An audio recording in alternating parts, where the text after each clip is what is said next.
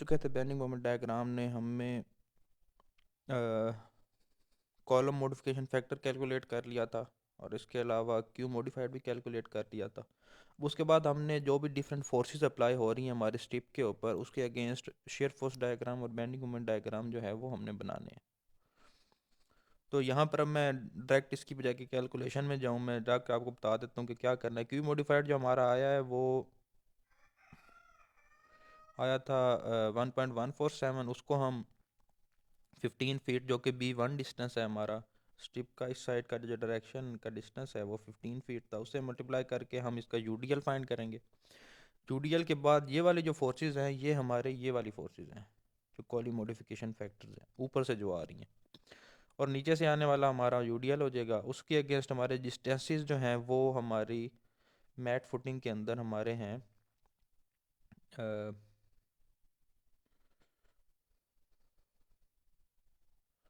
ये वाले डिस्टेंसेस जो ये हैं 24 फीट, 24 फीट, ये 24 फीट। तो इसके अगेंस्ट और ये 2 फीट, इसके अगेंस्ट फिर हमने शेयर फोर्स डायग्राम ड्रॉ करनी है और बेंडिंग मोमेंट डायग्राम ड्रॉ करनी है। उसके अगेंस्ट फिर हमारी कुछ वैल्यूज़ आ जाएंगी, वी की मैक्सिमम और मिनिमम वैल्यूज़, और इसी तरह यहाँ से फिर हमारी बेंडिंग मोमेंट की कुछ वैल्यूज़ आ जाएंगी। जैसे ये 1314 आया हुआ है और ये 1306 आया हुआ है, ये वैल्यूज़ कुछ आ जाएंगी मैक्सिमम पॉजिटिव बेंडिंग मोमेंट और मैक्सिमम नेगेटिव बेंडिंग मोमेंट। इन वैल्यूज़ तो को हम कहाँ यूज़ करेंगे या मैं दिखाता हूँ। जैसे मिसाल के तौर पे यहाँ हमारी मैक्सिमम बेंडिंग मोमेंट वैल्यूज़ जो है ना वो 1314 आ रही है। अब 1314 को हम आगे यूज़ करेंगे जो कि पॉजिटिव बेंडिंग मोमेंट है, और नेगेटिव में हमारे मैक्सिमम वैल्यू ये आ रही है 994। अच्छा, फिर उसके बाद हमने डी कैलकुलेशन करना है, इफेक्टिव डेप्थ। उसके लिए पहले हम अपना जो हर एक कॉलम का कोई एक कॉलम सेलेक्ट कर लेते हैं। जैसे मिसाल के तौर पे यहाँ पर हमने एक एज कॉलम सेलेक्ट किया है, उसका फैक्टर लोड कैलकुलेट करेंगे उसका डेड लोड और लाइव लोड के साथ 242 किप्स आया लेट्स से यहाँ पर। और फॉर एज कॉलम कैलकुलेशन कर रहे हैं हमारी स्ट्रिप के लिए, ये कौन सा कॉलम होगा, ये वाला कॉलम है इसके लिए 100 और 60 वैल्यूज़ है।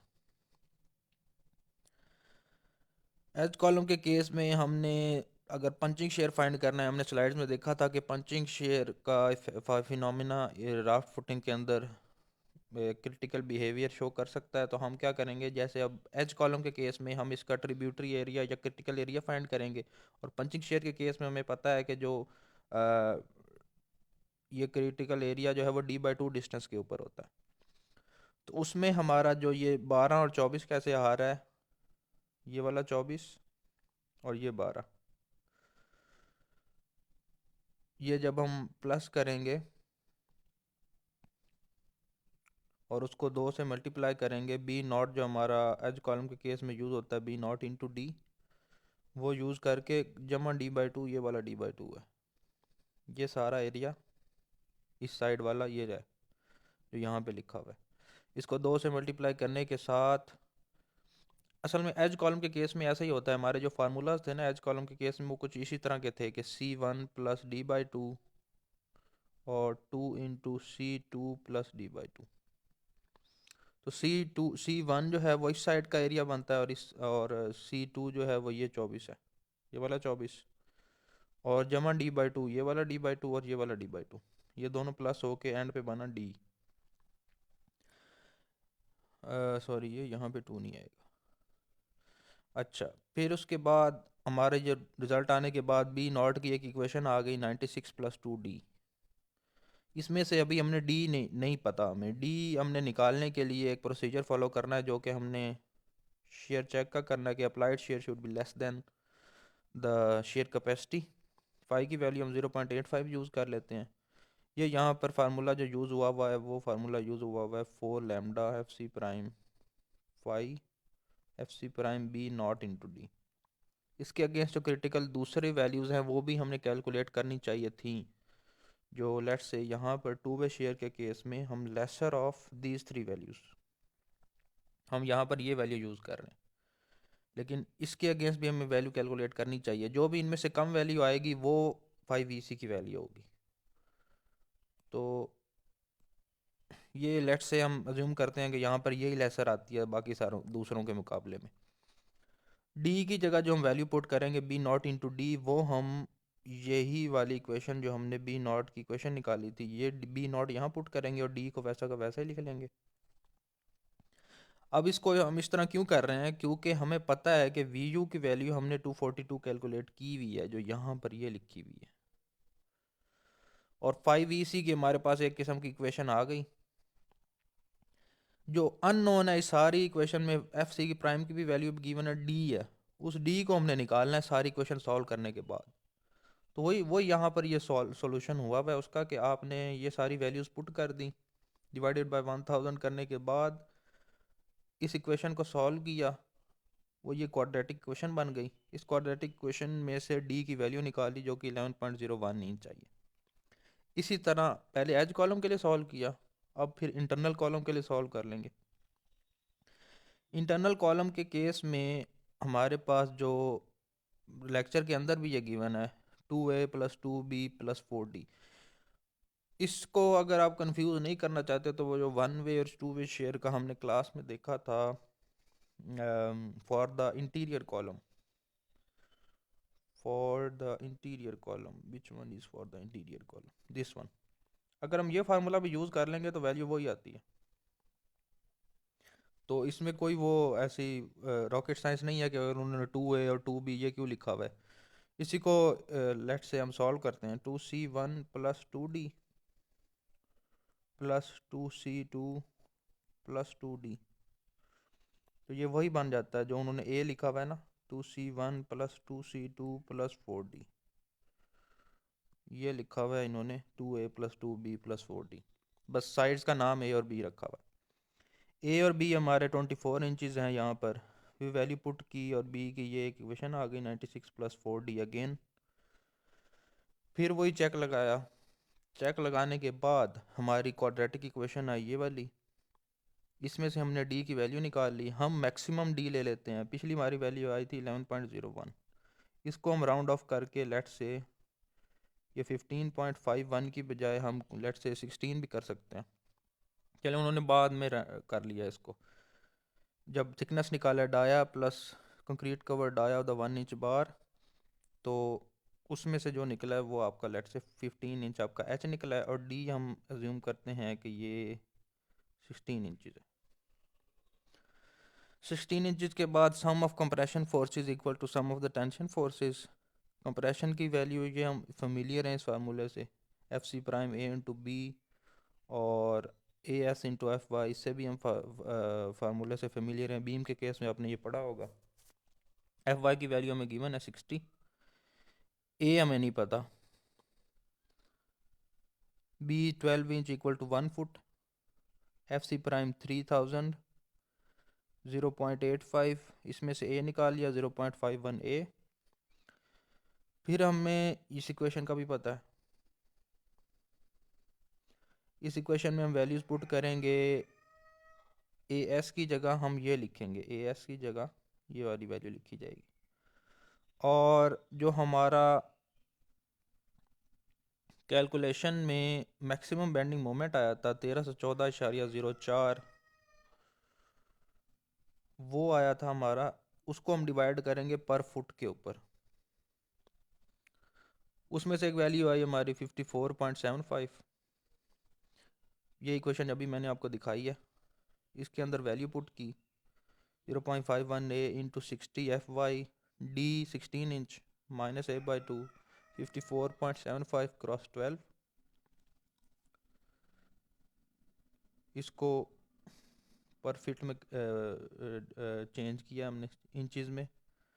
अच्छा, यहाँ से फिर हमारी ये क्वाड्रेटिक इक्वेशन आती है जिसमें से हमने ए निकालना है, ए 1.56 इंच है। अब इस ए को वापस पुट करो उस फार्मूले में जो ए एस का था, उसमें से ए एस आ जाएगा, यहाँ से फिर डायरेक्ट आप रिइंफोर्समेंट्स निकाल सकते हैं। रिइंफोर्समेंट्स निकालने के लिए हमें ए एस मिनिमम भी चाहिए, और ए एस मिनिमम के लिए हम ये फार्मूला यूज़ करते होते हैं 5 मिनिमम, और 5 मिनिमम का ये है 200/FY for the FPS cases, for the SI cases हम इस तरह करते होते थे। 1.4 डिवाइड बाई एफ वाई। अच्छा, बी हमारा 12 इंच आ गया और डी हमारा 16 इंच है। इसमें से हमारा एस मिनिमम ये आ गया। हमने जो एस कैलकुलेट किया ये उससे बड़ा है, so we are good to go. अच्छा, ये अभी हमने किसके लिए कैलकुलेशन की है? For the maximum positive bending moment. For the negative bending moment भी हमें इसी तरह करनी चाहिए, क्योंकि बार्स आपने ऊपर भी देनी है नीचे भी देनी है। तो 994 हमारी मैक्सिमम नेगेटिव मोमेंट की वैल्यू आई थी, उसको 24 से डिवाइड करके ये वैल्यू आई इन कि फीट पर फीट। उसको चेंज करने के लिए फिर हमने वही प्रोसीजर किया जो हमने यहाँ पर किया, ये वाला प्रोसीजर। उसमें से ए की क्वाड्रेटिक इक्वेशन निकाली, ए की वैल्यू आ गई, ए एस निकाल लिया, ये भी ए एस मिनिमम से बड़ा है। अब इसके अगेंस्ट बस बार्स दे देनी है, बस ये प्रोसीजर है। एंड पे जो बार्स शो होंगी वो ऐसे शो होंगी। ये आपके डबल बार्स हैं, कॉलम डबल बार्स हैं। नीचे आपकी ये बार्स हैं जो कैलकुलेशन के थ्रू हमारी आई हैं। ये वाली जो बार्स हैं ये हुक्स हैं, जो 90 degree hooks at the ends हैं। ये टॉप बार्स हैं और ये बॉटम बार्स हैं। ये आपकी ट्रांसवर्स डायरेक्शन में बार जा रही हैं। और ये ट्रांसवर्स डायरेक्शन में जाने कैलकुलेशन के अंदर हमने जो मैक्सिमम बेंडिंग मोमेंट और नेगेटिव बेंडिंग मोमेंट की वैल्यूज़ ली हैं, उसके अगेंस्ट जो वैल्यूज़ कैलकुलेट हुई हैं ये मैं आपको दिखाता हूँ ये कहाँ से आई हैं। ये number 9 at the rate of 1.5 inch. ये कैलकुलेशन में जो नेगेटिव बेंडिंग मोमेंट के अगेंस्ट हमने ये कैलकुलेशन की थी वो उसने ये शो किया है। ठीक है, for the maximum positive bending moment and for the negative bending moment, ये दो डिफरेंट बार वो वाली हैं। अच्छा, मैं जो हूँ वो शुरू से थोड़ा सा इसको दोबारा बता देता हूँ कि प्रोसीजर सारा हुआ कैसे है। राफ्ट फुटिंग के केस में हमारा जो प्रोसीजर है वो डिफरेंट फार्मूलाज के ऊपर डिपेंड करता है। हम स्ट्रिप्स वगैरह में डिवाइड करते हैं और राफ्ट फुटिंग नॉर्मली ऐसे एरियाज में दिए जाते हैं जहाँ बेंडिंग बेयरिंग कैपेसिटी का प्रॉब्लम होता है। तो सबसे पहले हम determine the line of action of the forces acting on the raft, then we use this equation to find the contact pressure. इसमें डिटर्मिनेशन का प्रॉब्लम यह है कि प्लस माइनस कहाँ कहाँ प्लस होना है कहाँ नेगेटिव होना है। उसके लिए हमें चाहिए इसेंट्रिसिटी, क्योंकि मोमेंट आ रहा है। और मोमेंट की कैलकुलेशन के लिए हमें डिस्टेंसेस भी चाहिए होते हैं, क्योंकि इसेंट्रिसिटीज़ को डिफाइन करना है। तो हम स्ट्रिप्स में डिस्ट्रीब्यूट करते हैं अपनी राफ्ट पूरी स्लैब को। एवरी लोड फाइंड करेंगे, upward forces, these ones are the your axial forces from the columns and these ones are multiplied by the distances of the strip and then their average contact soil pressure। Average contact soil pressure को फिर हम modify करेंगे, क्योंकि हमने slides के अंदर एक concept पढ़ा।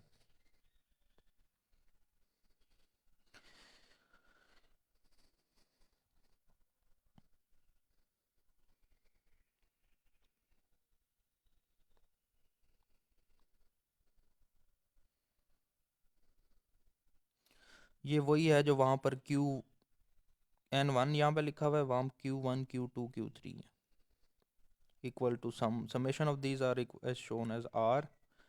This one is the equation which we are using there.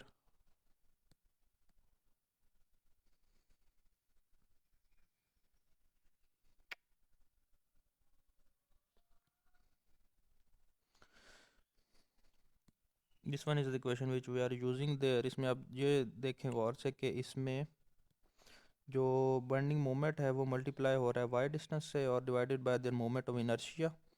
इसकी कैलकुलेशन के अंदर हमें बेंडिंग मोमेंट की इक्वेशन यूज़ करनी है जो कि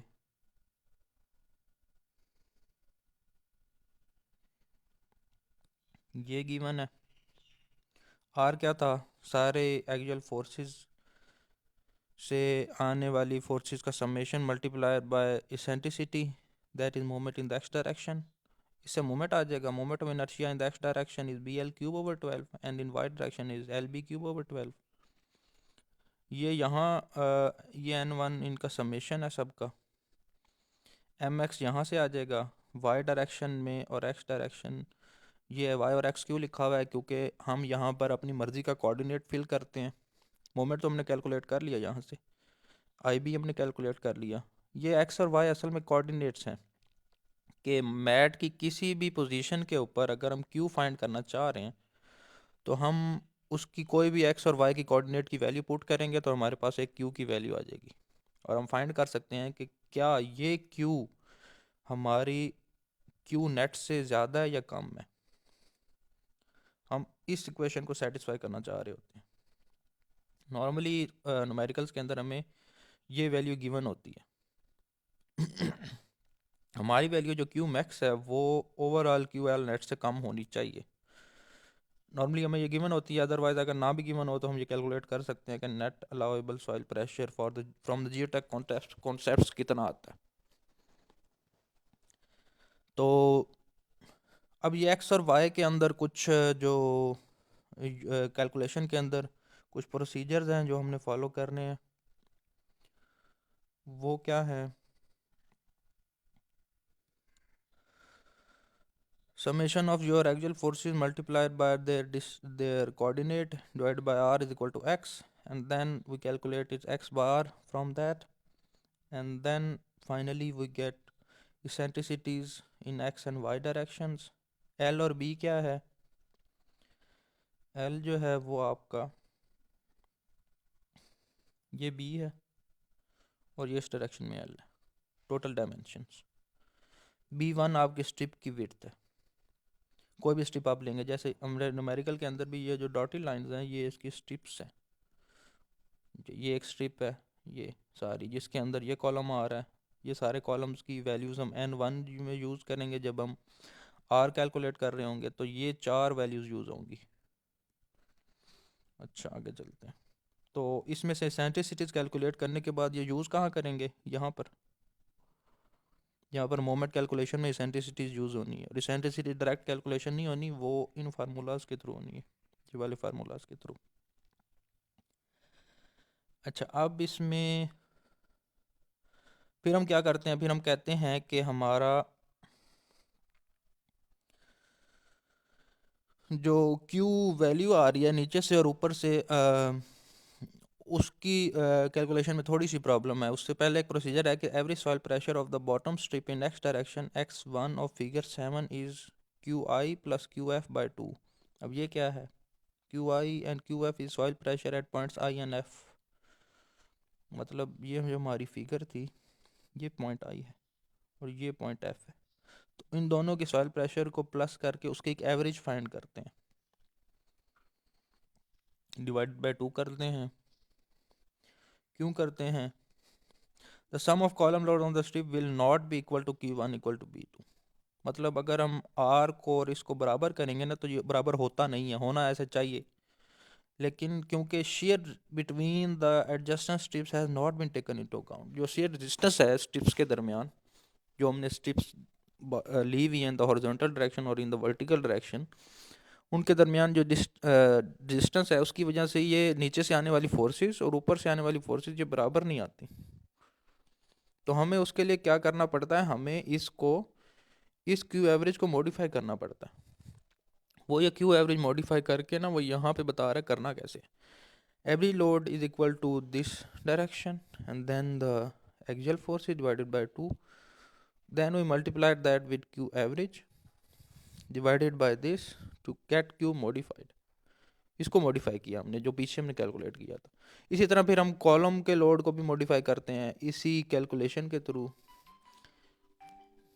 कि ऊपर से आने वाला लोड जो है वो कॉलम लोड वो भी मॉडिफाई हो रहा है, और इसी इन्हीं F/Q1 लेट से Fn1 हमारा कैलकुलेट होगा या Fn2 कैलकुलेट होगा, जो इनसे मल्टीप्लाई करके यहाँ पे आएगा, ये लिखा हुआ है।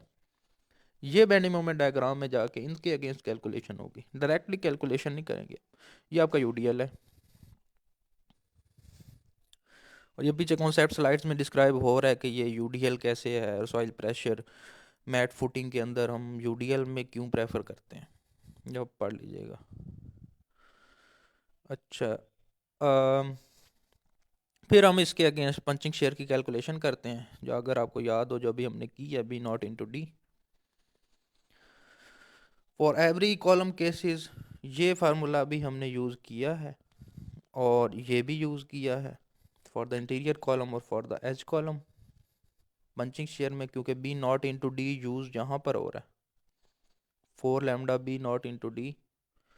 यहाँ से हमारी जो वैल्यू आती है वी सी की, वो हम कंपेयर करते हैं शेयर चेक में, और शेयर चेक के अगेंस्ट ये यहाँ पर ये जो लिख रहा है ना वैल्यू, ये वही है जो आर एन हमने पढ़ा हुआ है टू वे स्लैब के केस में, उसी से मिलता, उसी में से एक्सट्रैक्ट हुई हुई है ये फाई रिक्वायर्ड,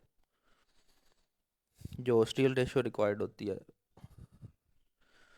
अम, अब इसके अगेंस्ट जो न्यूमेरिकल के अंदर वो डायरेक्ट कैलकुलेशन करता है, वो मैं दिखाता हूँ आपको कि वो ये क्या हो रहा है।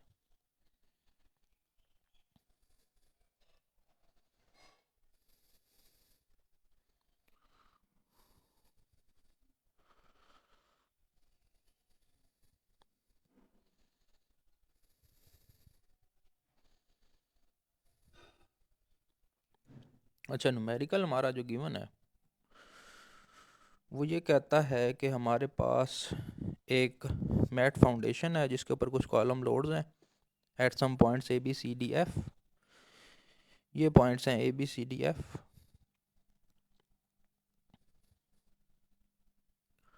और उनके ऊपर कुछ फोर्सेस लग रही हैं जो कि डेड लोड और लाइव लोड की सूरत में गिवन है सारे पॉइंट्स के ऊपर। ये मैट का सेंटर है, और यहाँ पर कहीं सेंट्रिसिटीज़ की वजह से आपका ये सेंट्रॉइड का डॉट शो किया हुआ है इसने। ये डिस्टेंसेस हैं इन द वाई डायरेक्शन और ये डिस्टेंसेस हैं इन द एक्स डायरेक्शन। ये नीचे सारा कुछ गिवन है, तो ये टोटल बनता है आपका 76 फीट। ये 24 जमा 24 जमा 24 जमा 2 2, और जो इधर वाला डिस्टेंस बनता है वो आपका बनता है 96 फीट, क्योंकि ये 30 30 है। अच्छा, आगे चलते हैं। अब इसके अगेंस्ट हमने कैलकुलेशन करनी है, यही प्रोसीजर फॉलो करते हैं। पहले हम क्या करेंगे, सारे कॉलम्स का डेड लोड जो है उसको प्लस करेंगे, समेशन ऑफ डेड लोड, सबका live load, service load find करेंगे, इन दोनों को सबमिट ऐड करके एक्स बार हम कैलकुलेट करेंगे। ये कौन सा एक्स बार है, ये वही एक्स है जो हम पीछे कैलकुलेट कर रहे हैं।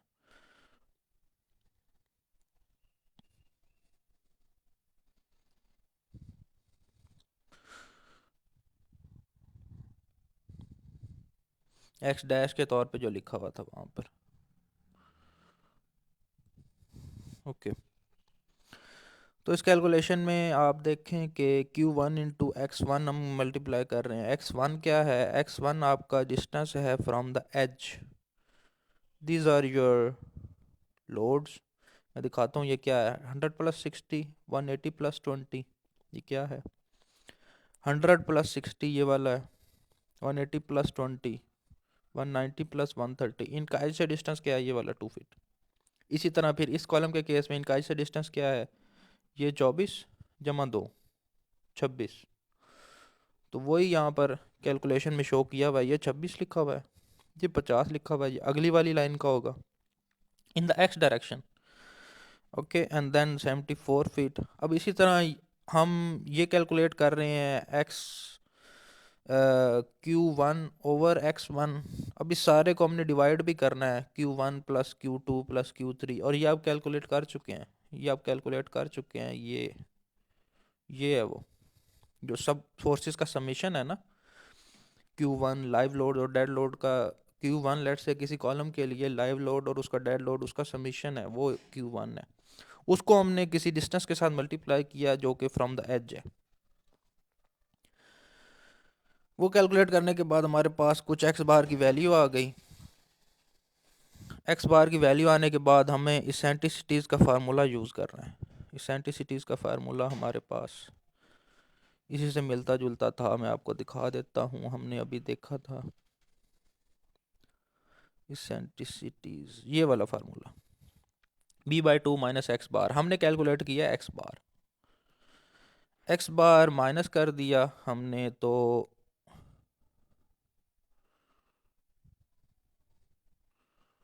b/2 हमारा आता है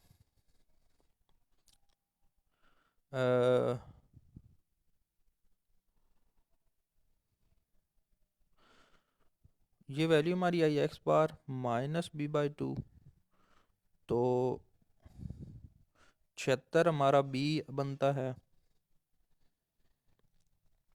इसमें से हमारी सेंट्रिसिटी की वैल्यू पॉजिटिव आई, it should have been negative here, because हमारा जो फार्मूला है वो है B by two minus X बार।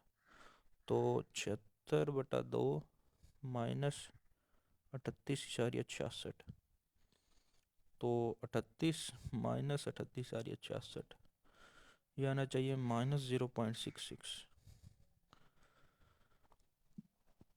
लेकिन जो हमारी स्लाइड्स के अंदर वो वैल्यू, शायद यहाँ पे यह फार्मूला या तो गलत है, क्योंकि वो फार्मूला जो स्लाइड्स के अंदर वो कैलकुलेशन कर रहा है इसेंट्रिसिटीज़ की, उस कैलकुलेशन के अंदर उसने यही यूज़ किया हुआ इसने। देखिए यहाँ पर ई एक्स, ये X bar minus B by two किया हुआ है उसने। ओके, वो फार्मूला शायद फिर गलत है। ओके, यहाँ पर ये फार्मूला यही आना चाहिए, X bar minus B by to.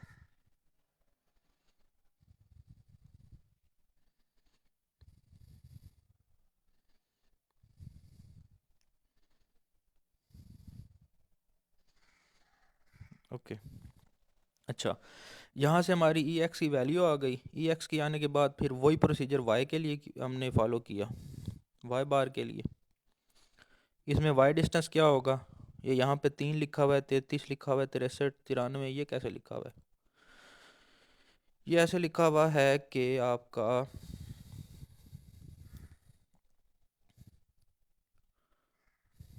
In the Y direction, let's say in the Y direction आपका ये लिखा हुआ है 3 फीट, और ये है 30 + 3। सो इन द वाई डायरेक्शन हम डिस्टेंस फ्रॉम दिस एज ले रहे हैं।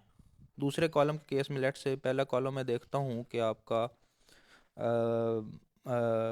100 + 160 या 110 + 70 है, तो ये लिखा हुआ है 120 + 70। ये है वो 120 + 70, दिस वन और दिस वन। अगले की वैल्यू क्या लिखी हुई है, 180 + 120, तो वो ये है। मतलब पहले हम एक्स डायरेक्शन में थे, अब हम वाई डायरेक्शन में कैलकुलेशन कर रहे हैं। तो वाई डायरेक्शन में जब हमने जाना है तो पहले ये वाले कॉलम लेने हैं, फिर ये वाले कॉलम लेने हैं। तो इसी तरह ये सारे कॉलम इनका डिस्टेंस, ये सारे कॉलम इनका ये डिस्टेंस एज से कितना है, 30 + 3 33। तो ये वो लिखा हुआ है। यहाँ से वाई बार की कैलकुलेशन करने के बाद ये वैल्यू आई हमारी 47.7। अब इसमें ये फार्मूला ठीक है, इसमें से हमारी वैल्यू आती है -0.73। अब ये जो वैल्यू है ये माइनस है, ई एक्स पॉजिटिव है, ये डिक्टेट करेगी इस इक्वेशन के प्लस माइनस को, क्योंकि जो आपकी वैल्यू आएगी ई एक्स वो पॉजिटिव है, उसको मल्टीप्लाई करेंगे फैक्टर लोड के साथ। कैलकुलेशन के लिए हमें क्यू फैक्टर लोड चाहिए, जो कि टोटल डेड लोड और टोटल सर्विस लोड में से Q8761 आई। एक्स डायरेक्शन मैंने आपको बताया ये कोऑर्डिनेट्स हैं, ये हम कोई भी अपनी मर्ज़ी से बाद में पुट करेंगे। आई वाई वाई और आई एक्स रहता है, वो कैलकुलेशन हम कर लेते हैं, वो ये है। बी क्या है 76 और एल 96 था। वाई वाई के लिए उलट कर देंगे फार्मूला, LB³ 96 × 76। यहाँ से कुछ वैल्यू आ गई आपकी आई एक्स और आई वाई की, ये वैल्यू आई। एक्स डायरेक्शन हम भी रहने देते हैं, बाकी हम वैल्यू इसके अंदर पुट करते हैं यहाँ पर। तो एम वाई ये क्या लिखा हुआ है, ये क्यू लिखा हुआ है, जो क्यू फैक्टर्ड है, मल्टीप्लाइड बाई सेंटिसिटी जो अभी हमने फाइंड की है 0.66 × एक्स। तो उसमें से फाइनली ये इक्वेशन हमारी बनती है क्यू की। इस क्यू के अंदर हम कोई भी एक्स और वाई की वैल्यू पुट करते जाते हैं और क्यू की वैल्यू लेते जाते हैं। यहाँ पर पोजीशन आती है आपकी स्ट्रिप डिसाइडिंग की। मैंने ये स्ट्रिप लिया ABCDF, जो फिगर के अंदर ये वाली स्ट्रिप है ABCD, ये वाली, ये स्ट्रिप मैंने ली है कैलकुलेशन के लिए। अब ये एक्स और वाई के माइनस प्लस ये क्या है, ये मैं बता देता हूँ। इसी ये वाली जो इक्वेशन है इसके अंदर मैं एक्स और वाई की वैल्यू पुट करूँगा और क्यू लेता जाऊँगा। एक्स की वैल्यू लिखी हुई है, क्यू और ए तो कांस्टेंट है, 12 24 2, 12 12 -12, ये क्यों लिखा हुआ है 12 24 2। लेट्स से अब इसमें जो हमारे डिस्टेंसेस होंगे ना वो मैट के सेंटर से होंगे, ये हमारा मैट का सेंटर बनता है, ठीक है। मैट के सेंटर से हमारा इस कॉलम का डिस्टेंस कितना है, ये यहाँ से लेके यहाँ तक, एक मिनट इसको मिटा देते हैं,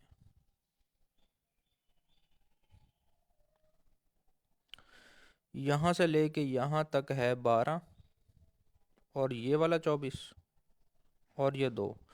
अब मैं कैलकुलेशन कर रहा हूँ in the negative x direction, तो इसलिए मैंने यहाँ पर लिखा है नेगेटिव।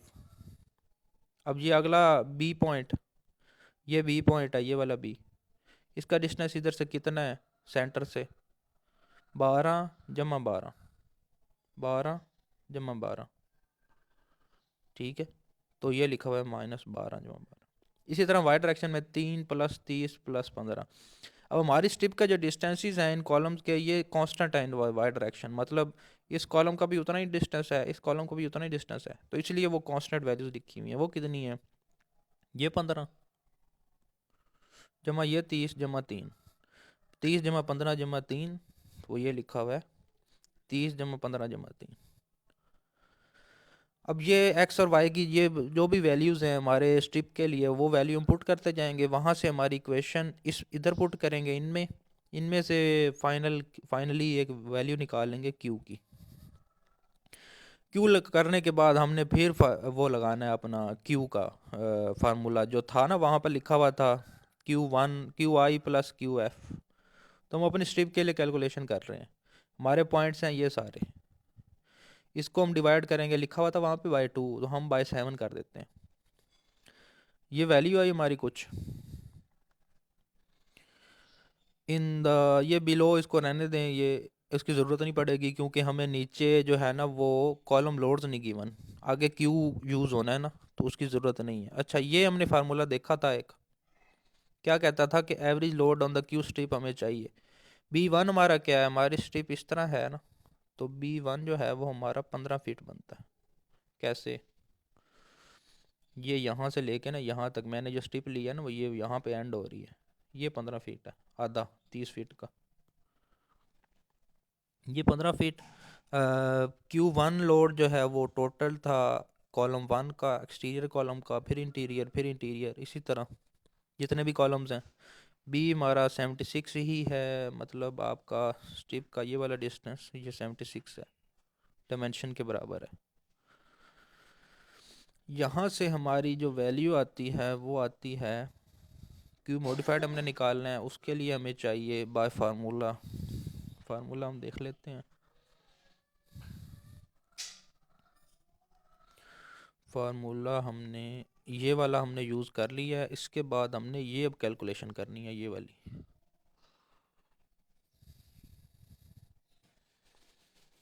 इस कैलकुलेशन के लिए हमें ये चाहिए एवरी लोड हम फाइंड करते हैं B1 × Q × दैट वन। तो एवरी लोड की कैलकुलेशन के लिए हमने ये वैल्यू निकाल ली, ये भी हमने निकाल ली है, ये हमें चाहिए अब एवरी लोड कैलकुलेशन के लिए हमारी जो भी लोड बन रहा है Q1 Q2 multiplied by that this one, this B1, ये कैलकुलेशन यहाँ हो रही है, ये हो रही है, इसमें से एवरी लोड आ गया। एवरी लोड को फिर हमने क्यू मॉडिफाइड के अंदर यूज़ करना है क्योंकि हमने ये इक्वेशन अब यूज़ करनी है। इस इक्वेशन में हम वैल्यूज़ पुट करते हैं, यहाँ से हमारी क्यू मॉडिफाइड की कुछ वैल्यू आ गई, फिर हमने column factor load use find किए, वो ये 4 वैल्यूज़ आ गई, ठीक है। ये 1.135 आई है। अब इससे आगे वही है जो मैंने मोमेंट डायग्राम और वो सारा कुछ आपको शो कर दिया।